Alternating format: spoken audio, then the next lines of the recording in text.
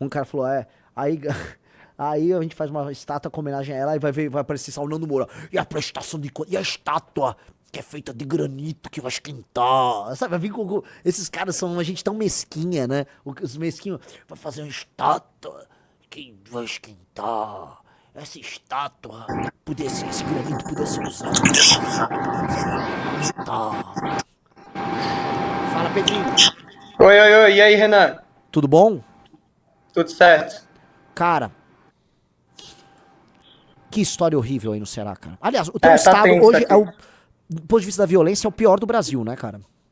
Eu concordo. Acho que a gente superou o Rio de Janeiro, assim. Todo dia são mais de 3, 4 matérias que a gente vê aqui de mortes extremamente violentas. Deixou de ser chocante, sabe? O pessoal aqui já começou a normalizar. Tanto que esse caso da mulher tá rodando muito pra fora, mas aqui internamente nem tanto. Você tem uma noção? Como pode? Porque, assim, você consegue. Pois é. Eu tava falando aqui, o caso dela não pode, assim, não pode ficar esquecido por duas coisas. Um, é um ato terrorista, e as pessoas têm que entender que, assim, estava sendo planejado um ato terrorista. Justamente no momento em que a gente tá discutindo que essas facções são terroristas. Então, eles estavam planejando um ato terrorista de sabotagem e envenenamento contra a polícia. Então, você tem de um lado um ato terrorista e do outro. Por isso que eu queria ver, assim, você conhece a polícia aí a fundo. É real que ela se recusou e ela foi morta. Por isso que, se é real, essa mulher é uma heroína. Não é real, isso acontece bastante, só que ela foi uma que se recusou, né? Geralmente o pessoal vai e envenena mesmo, e a gente tem muitas mortes de policiais assim, aqui no Ceará. A gente consegue, então, Isso acontece. se você conseguir a confirmação, vamos fazer uma campanha pra gente inaugurar um busto pra ela na cidade dela. Essas coisas são importantes, Bora, cara. dá certo, vou tocar isso. Um ato de coragem como o dela tem que ser imortalizado. Então o busto dela serve como, do ponto de vista simbólico, como uma resposta do tipo, cara, vocês não vão vencer. A gente vai pegar vocês. E o nosso exemplo é essa mulher. Essa mulher tem que ser, assim, o exemplo dela. Levanta o que você puder. Levanta o que você puder. Não, vou levantar e vamos tocar isso aí sim. Dá pra levantar, dá pra andar com isso. Agora, você próprio tá correndo risco, né, Pedrinho? Conta aí um pouco, assim, eu vi o teu vídeo. Então, pelo amor de Deus. Não, foi bem intenso aqui, né? Eu já sofri, a primeira vez que eu fui sofrer ameaça foi justamente quando eu tinha questionado o governador a respeito da segurança pública aqui. E aí no dia seguinte, misteriosamente, após eu questionar o governador, eu apareci em todos os grupos de facção aqui do estado. O pessoal pedindo a minha cabeça, tentando puxar dados meus, isso há um ano atrás. E agora, mais recentemente, o Comando Vermelho tomou a Fortaleza por completo. E aí ele fez uma festa, né? Que soltou fogos para tudo que foi lado aqui na cidade. E eu denunciei isso. Assim que eu denunciei, eu fui parar em tudo que foi grupo, fotos do meu carro, em vários grupos. E aí eu tive que ficar trancado em casa, cara. Né? Eu fiquei realmente muito preocupado, porque a situação aqui realmente é muito, muito tensa. Muito tensa mesmo. E aí fiquei nessa. Mas mesmo assim a gente não pode parar de fazer o combate aqui, porque eu acho que, sem dúvida, é a pauta que mais importa aqui no Ceará hoje, é a segurança pública. Então, se não falar disso, não tem o que falar. Hoje o Ceará é o grande campo de batalha do Brasil, né, Pedrinho? Sim, com certeza. Mais do que o Rio de Janeiro. Aqui a gente tem cerca de 4, 5 facções que disputam território. É muita coisa. Se eu não me engano, é um dos estados que mais tem a disputa, né, entre facções. E aqui tá acontecendo um negócio que é bizarro, eu até gravei um vídeo recentemente, indo numa cidade que foi totalmente esvaziada pelo crime. Só nos últimos 2 meses, a gente teve aí mais de 500 famílias que foram expulsas pelo crime. Né? Só nessa cidade foi expulsa 2.000 pessoas, mas não é a única cidade. A gente tem aqui cidades e região metropolitana que estão sendo expulsas. Né? Aqui em Fortaleza mesmo, a gente teve quase um bairro inteiro que foi esvaziado. E o governo não fala nada, eu acho isso impressionante, sabe? Na verdade, a vice-governadora falou esses dias que o Ceará não tem um problema de segurança. E só isso. Que não tem. Que não tem. E o Elmano? O que esse cara tá fazendo? Cara, ele não faz nada. Na verdade, o Elmano ele é cúmplice do crime organizado, né? Porque ele o beneficia. Ele não faz nada e o beneficia. Isso aí eu digo com todas as letras. E ele finge que nada acontece. Ele não fala do crime. Na verdade, ele fez uma ação recentemente. Recentemente, ele resolveu pintar os muros que estavam sendo pichados pelo crime. Aí, o que o crime fez? O crime foi lá, riscou o desenho que ele fez lá, que estava escrito Ceará Pede Paz, e pintou de volta por cima e ficou por isso mesmo. Foi isso. Essa é a grande ação do governo do estado do Ceará. Tipo, a gente tá precisando...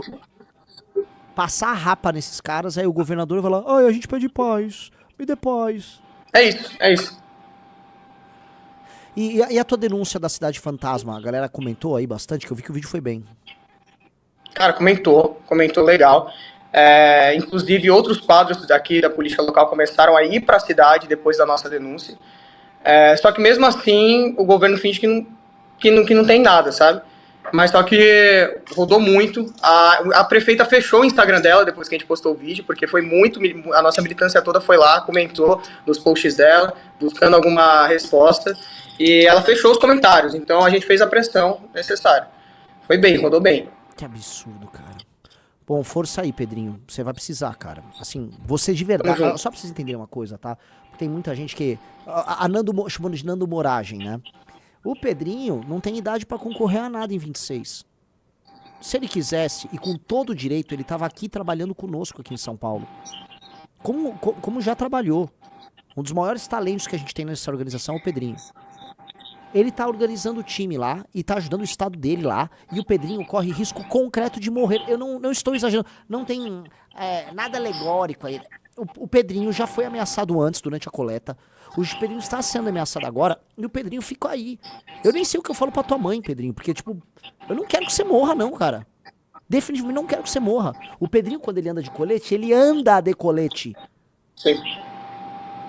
Não é aquelas capas só pra gravar o vídeo e ficar bonitinho, não realmente um colete. Assim, por mim, o Pedrinho tá trabalhando aqui, a gente treinando o Pedrinho, preparando. O Pedrinho não tem nenhum ganho político em fazer isso que ele tá fazendo agora. Ele não vai ser candidato, ele não pode ser. Ele não tem idade, vocês estão entendendo?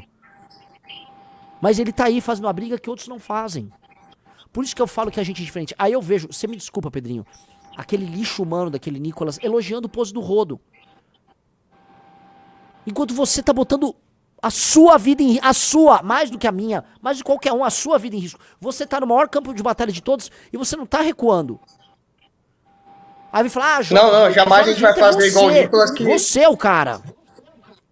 Não, o Nicolas ele teve a oportunidade de pegar o relatório, ele pegou o relatório, não foi relatório à presidência, não sei se foi relatório à presidência, é relatório de transformar a facção em organização terrorista, e ele se recusou. Eu fiquei pensando, cara, imagina eu lá com um relatório desse na mão, sabe? Jamais ia abrir mão disso, cara.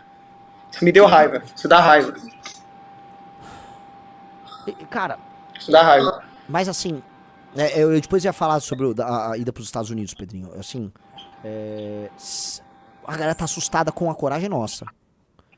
Eu contei do teu caso, contei do caso teu, contei do caso da Amanda, são os dois mais óbvios.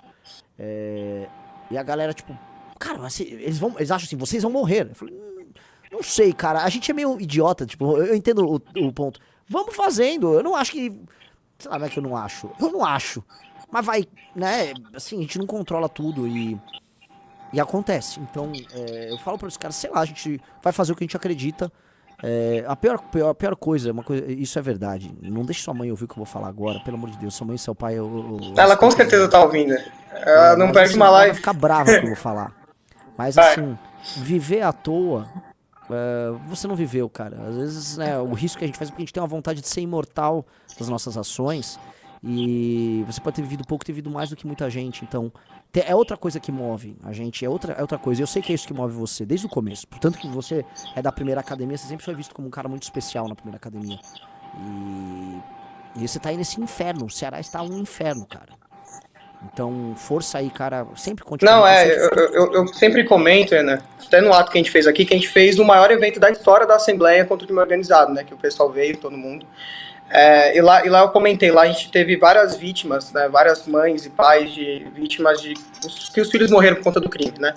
E eu comentei, eu falei, cara, eu entendo que eu não tenho direito, talvez, de fazer esse combate, porque eu posso fazer que minha mãe, que meu pai acabem chorando algum dia, né? Mas eu também tenho toda a ciência que eu também não tenho direito de ter plenas condições, de ter voz aqui no Ceará, de ter isso como um senso de missão, de não fazer esse combate. Então, eu não tenho o direito de recuar, eu não tenho o direito de não me expor, eu não tenho o direito de não ir para cima. E eu acho que isso é para todos nós, né? É a nossa missão. A gente tem que ir para cima. É isso. E é isso que a gente explicou lá nos Estados Unidos pros caras, e os caras, tipo... Porque o que aconteceu com o Charlie Kirk foi muito pesado. Isso mexeu com todo mundo lá. Só que veja, o Charlie Kirk foi alvo de um ataque de, basicamente, um maluco, trans, essas coisas, né? Ele não era trans, namorava um trans, essas coisas meio esquisitas. Isso é muito diferente de um cartel, que tem, vamos dizer, arsenal militar, e que está no meio de uma guerra, e que não se importa em matar. É muito diferente, e eles sabem pesar isso. Então, quando a gente fala assim, a gente tá arrumando essa briga, igual a Amanda arrumou, eu boto o teu caso e o caso da Amanda como casos diferentes dos demais. Vocês estão permanentemente correndo risco de vida. Mais do que qualquer um aqui. Muito mais do que eu, muito mais do que o Guto, que também corre, que o Arthur, que o Kim, o Sandro e o Faustino estão em 2 regiões muito perigosas, correm risco de vida também. Mas o teu caso é muito especial. Você não é um parlamentar, você tá num lugar que hoje é o campo de batalha, é o battleground de tudo. E, cara, você se expõe a um risco. Você foi na cidade. Olha que, gente, o Pedrinho foi na Cidade Fantasma. O Pedrinho organizou o maior evento contra o crime lá. O Pedrinho ataca nominalmente as facções. Ele não tem carro blindado, ele não tem atirado, não tem nada. Então, entendam. É disso aqui que a gente fala. Tô falando de gente desse material. Eu vou até recortar isso aqui, eu vou mandar pra galera. Vou pedir pra galera. Pede pro pessoal nosso traduzir e mandar pra galera na gringa. É disso aqui que eu tô falando. Tô falando de um cara nós temos que formar esse tipo de ser humano. A história vai ser escrita por essas pessoas, não por aquela franga do Nicolas Ferreira. Aquilo é uma franga. Franga. Isto aqui é homem. Eu conheci esse moleque com 16 anos. Você já era sujeito Foi 15, homem com 15, 16 anos. Tem caras que estão... Eu era um idiota com 15, 16 anos. Eu era um imbecil. Você não, então assim... Pô, as coisas são... O tempo que nós temos, a energia que a gente devota às coisas, ele é limitado. Então a energia que os brasileiros estão devotando pra Neymar, pra Tigrinho, pra político vagabundo, eles tinham que estar, assim, olhando pra quem é líder de verdade. Você é líder de verdade desde que você é muito novo. Então, cara, eu fico com medo de verdade, medo concreto. Você se coloca no risco pelo nosso projeto, pelas coisas que você diz, pelo teu estado. E às vezes eu me sinto com medo de que o que eu tô fazendo com a tua vida? Entendeu? E às vezes eu falo, mano, vem pra São Paulo, a gente fica trabalhando com a gente aqui, mas você não vai querer que eu te conheço. Não quero não. Quero continuar lutando aqui. Pode ficar tranquilo, Renan, que sou eu que quero. Sou eu que quero. Eu sei que você tenta me proteger de todas as maneiras possíveis, mas sou eu que quero, eu não quero largar isso aqui não. Ele não quer. Gente, entenda assim, a galera tá aqui, Renan, traga ele pra São Paulo. Ele não quer. A mãe dele não quer. Eles são os maiores loucos que eu conheço. Eles são os maiores loucos no melhor sentido do termo. Então, e cara, é um baita exemplo. E agora o exemplo que o Brasil tem que conhecer, agora é o exemplo também dessa mulher que morreu, Pedrinho. Faça o levantamento de tudo. Vamos fazer alguma coisa. Com certeza, se a gente levantar, eu peço pro Arthur gravar vídeo, o Kim gravar vídeo, a gente grava vídeo, a gente levanta uma vaquinha, vamos fazer um busto, vamos ver um artista aí no Ceará, vamos fazer um granito, vamos fazer um busto dessa mulher e vamos homenagear uma pessoa que é assim, em se provando verdadeiro, é um exemplo de coragem. A gente tem que ter esses exemplos, as pessoas têm que lembrar, isso é herói. Fechou? Pode deixar, vamos tocar isso sim. Valeu, meu velho, tamo junto. Valeu. Esse foi o Pedrinho, tá?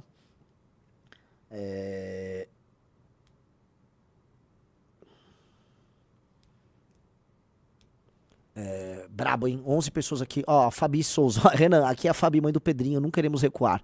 Nós estamos aqui pra uma missão. A onça vai beber água. A onça acordou. Beijos. Gente, vocês estão entendendo que não tô falando de outro material. Tô falando de outro material.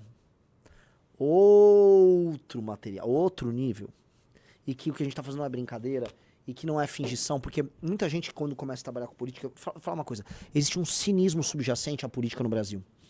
Eu não conversei com um cara nos Estados Unidos, dessa direita, que não fosse absolutamente patriótico, idealista e sonhador. Isso não significa que nos métodos eles não serão pragmáticos. Eu estou falando que os caras que eu conheci, e nem estou falando que todos são desse jeito, tá? Mas os caras que eu conheci botavam o coração na frente e não tinham medo de expor isso. Aqui no Brasil, quando você vai pra uma reunião política, deixa eu contar pra vocês, você tem que parecer malandro pro cara. Se você não parecer malandro pro cara, e parecer malandro pro cara, você tem que parecer que você não acredita muito no que você fala, que você é liso, você é esperto. Porque senão o cara vai achar que você é otário. Vocês entenderam? A regra na política, você tem que parecer malandro. Lá pros caras, se você tenta parecer malandro, você, tipo, esse cara é um bandido. E a gente tá tão acostumado nessa coisa de querer parecer malandro. E se você for ver, é tua vida profissional, tá? Se for ser um vendedor, você tem que parecer malandro. Se for um advogado, tem que parecer malandro. Tudo na vida aqui no Brasil tem que parecer malandro. Você nunca pode parecer que você é sinceramente bom e que você gosta de verdade de algo. Tem que sempre parecer que você tá, né, sleazy. Nada disso.